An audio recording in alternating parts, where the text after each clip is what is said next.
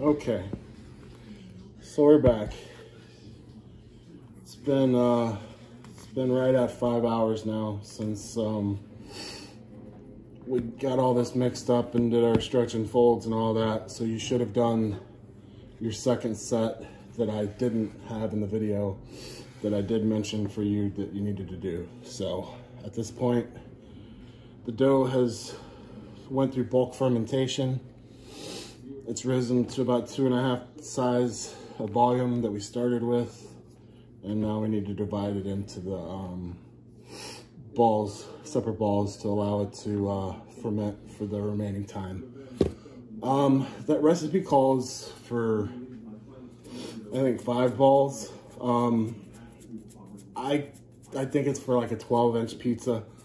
I've went away from that and went ahead and started making 14-inch pies. So if you divide it by 4, it works out to like 437, 438 grams. So what you want to do is you want to get a good layer of flour on your counter here. It's going to make a good sized mess, but you don't want the dough to stick. At this point, everything's floured until we're finished rolling it into a ball, and then it'll be going into the containers with oil. But I'll explain that further. So what I'm going to do now is I'm going to go ahead and dump this out on the counter onto my floured surface, and then we'll divide it into the separate balls, weigh them out.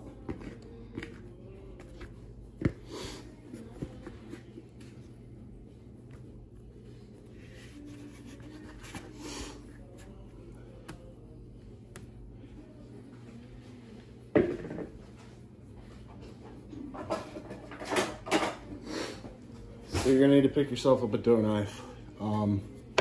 Must have for this stuff, especially when cutting it into pieces to separate it. So I'm gonna flour up my hands real good, kind of reach under this guy and move it over here, back in my pile of flour, kind of give it even shape. Nice rectangle there. I'm gonna take one side and just fold it directly over. And it'll take a couple times. I mean, I can get it kind of close, but I still have to cut pieces off and add pieces here and there. So I don't know if you can see it or not. I have my scale set off to the side. And I'm just gonna start, and I'm gonna cut this in half. Because I'm going for 4 balls, I'm gonna go a half and half again to give me quarters.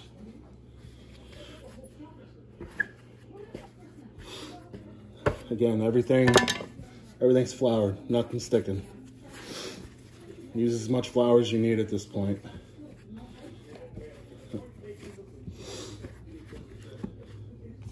So I got everything separated, floured well. Now I'm gonna go onto my scale. Again, I was looking for about 437 grams. So that one's a little big.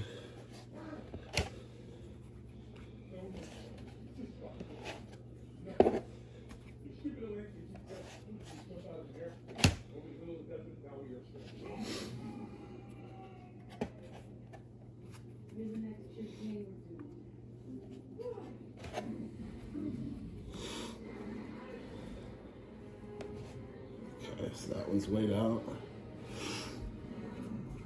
Let's go with this guy here.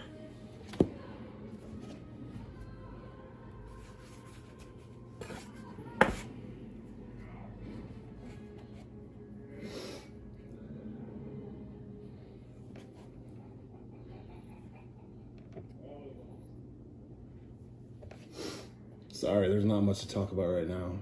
Weigh this stuff out, so, all right. So those should all be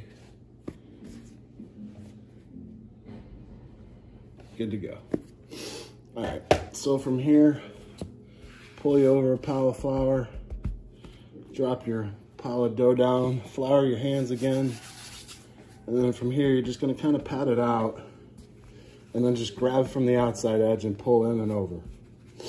And then keep rotating and keep doing the same thing, in and over, in and over. If your hands get sticky or the dough gets sticky, add more flour. You wanna do this so you get a fairly tight ball starting to form. And from here, if you take both of your index fingers and poke them in the side right there, lay your middle fingers next to it, and then just roll it over onto itself. And then just kind of tuck this in underneath and set it off to the side for a second. We're gonna bring this other one over here and do the same thing. Flatten it out a little bit, start pulling from the side.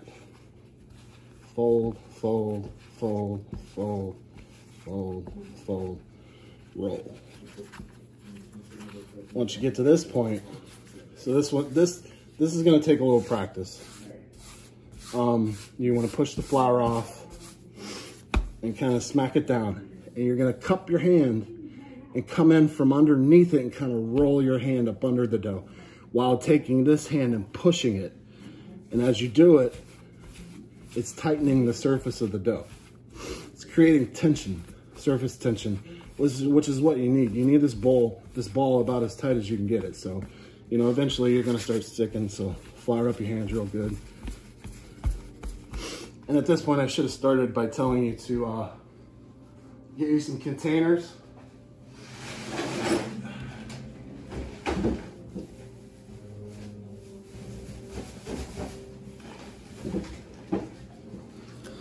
So we have a local Asian supply store. I go pick up these soup containers. I'm sure you got a stack of them sitting in the cabinet from takeout, but get you some of these, or get you some good sized bowls. You need bowls that are pretty good size, because the balls are going to grow significantly in the fridge. They're going to go in the fridge to be stored for a couple days, and by the time it's done, it'll fill up this entire container and actually end up blowing the lid off of it. So if you choose to use bowls, make sure they're at least like between like 35 and 40 ounce bowls, to be able to accept the entire thing and to be able to hold it the entire length of time. So right now you're a little oiled up, get a little flour going, and kind of do the same thing and tighten this guy up again. At this point, give it a good pat, kind of push it down, roll it up under, drop it in your container. Gives you a little oil on your hands, and then just kind of rotate it around, make sure all the surface is covered in oil.